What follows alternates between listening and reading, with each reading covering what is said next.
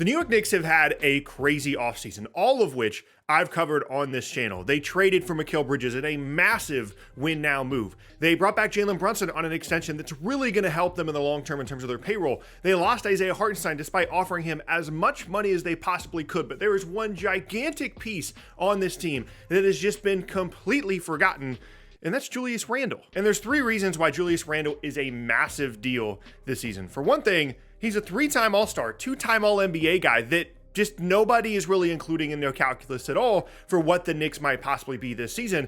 The second reason is, for what the Knicks might possibly be this season, I currently have them as the second best team in the Eastern Conference. I have them as better than Philadelphia, better than Milwaukee, only behind the literal NBA champions in the Boston Celtics. The Knicks are real legit conference finals and finals contenders. And the third reason is because even with all of those things said, Julius Randle being forgotten, multiple time All-Star, All-NBA guy, how good the Knicks look to be, he might not be on the roster when the season starts. And this is just a very odd situation because it's not common for a player that has the career accolades that Julius Randle has on a team that looks to be as good as the Knicks are going to be this upcoming season is just basically completely forgotten. And the reason for that, of course, is because he was hurt. When the Knicks made their run through the postseason, when they kind of captured a lot of people's hearts in the postseason, they played some of the most entertaining playoff games of any team in what was a pretty boring playoffs. Julius Randle was nowhere to be found. Now, he wasn't alone. The Knicks had a ton of guys injured throughout that run, but it showed you this version of the Knicks with OG Anunoby, now adding Mikal Bridges,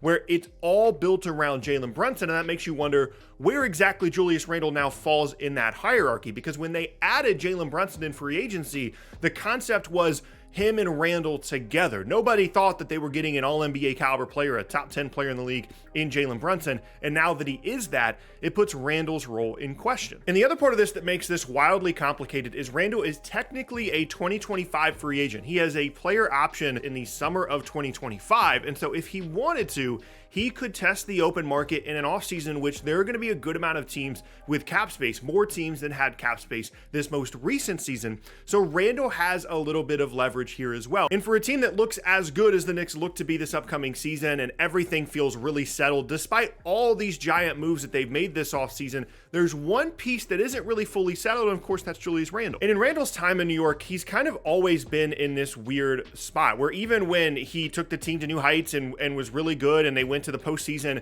then he wasn't very good in the postseason. And then, fans and people around the league expected him to possibly get traded. Basically, since his first season in New York, Randle has pretty much always been a trade rumor guy. Anytime the Knicks looked to possibly make a big move, bring in a star, Julius Randle was always the guy. And now that they've made their big move by bringing in Mikal Bridges and it didn't include Julius Randle, the question now becomes, are they still looking at trading Julius Randle? Now, the question, of course, is for who? Now, one of the main rumors that has been thrown out there, and I've seen a lot, has been Karl-Anthony Towns. This concept of having a floor spacing big man in New York where everything is run around Brunson. Then you've got Cat as another offensive threat, Mikal Bridges, OG Anunoby. They have the defensive infrastructure to make it work. And if they kept someone like Mitchell Robinson in the deal, they could also play Cat at the four as he's gotten more accustomed to that in Minnesota. And that as a concept makes a lot of sense for the Knicks. And if they were to do that, Julius Randle would have to be in the deal. Whether he goes to Minnesota or elsewhere, his salary would have to be there.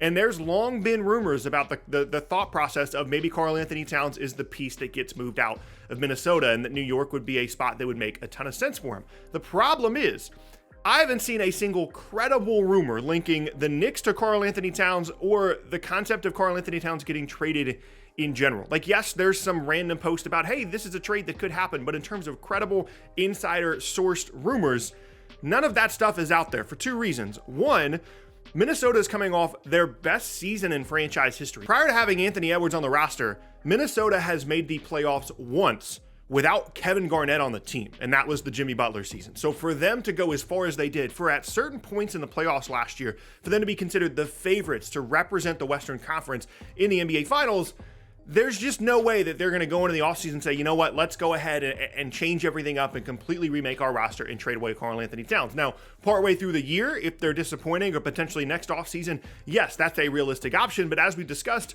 Randle's going to have a player option next offseason. So if it gets to that point, I don't really see how that helps Minnesota. And the other reason is the Knicks probably don't have the assets to bring in someone like Karl-Anthony Towns after the Mikal Bridges trade. They still have a couple of extra first-round picks that are not their own because they owe almost all of their own to the Nets, but they do have some pick swaps and some extra firsts from some other teams as well, but probably not enough to get someone like Karl-Anthony Towns, even if Randle is in the deal. So that to me seems unlikely, despite the fact that it seems to be everywhere on the internet from non-credible sources. And speaking of credible rumors, I can't find anything on what the Knicks plan to do with Julius Randle, whether that be in a trade or otherwise. He is extension eligible over the next couple of weeks. In early August, he is no longer able to sign that extension. They'll just have to go into the season. In terms of trade stuff, whether it's Karl-Anthony Towns or otherwise, I can't find anything. And that's what I mean by him being the most forgotten guy in the NBA. And to me, what that means is the Knicks' plan for Julius Randle this season is just to figure it out. They're going to have Brunson, OG, Bridges, all the other Nova guys, Mitchell Robinson at the 5, and they're going to see if it can work. They're going to see if Brunson plus Randle plus these other guys that are going to need the ball like Mikal Bridges, they're going to see if that kind of roster construction works. There's a real possibility that his bruising style, his ability to get to the rim, if he can shoot pretty well from 3, there's a real possibility that having him as another really good offensive player, not great, but really good offensive player alongside Brunson and whatever playmaking creation you get from someone like Mikal Bridges, there's a real possibility that that is an asset for the Knicks. And then he declines the player option in 2025. They re-sign him because Bridges and Brunson have taken smaller deals.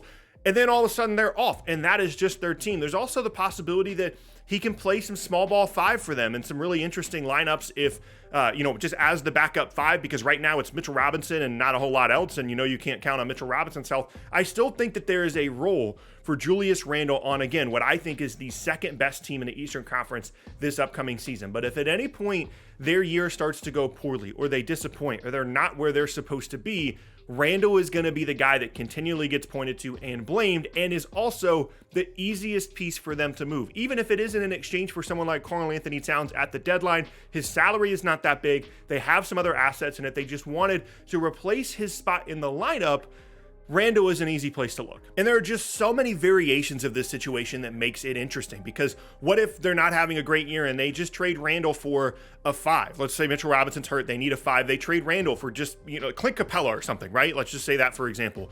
Is that a better, more streamlined lineup for the Knicks? Because now everything is just run through Brunson and the other perimeter guys. You really can't overestimate the pressure that a high expectation Knicks season could have on this team, as well as potential roster moves. This is not a patient fan base, and arguably not a patient organization either.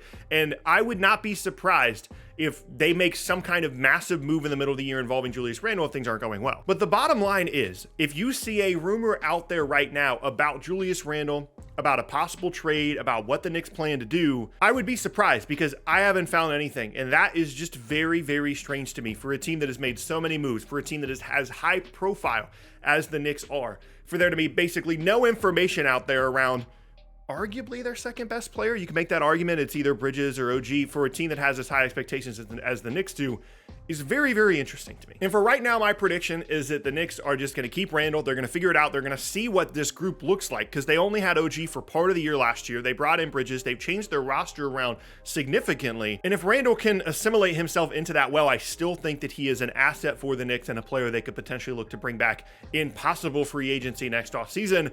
But all of that still remains to be seen for the most forgotten guy in the league right now.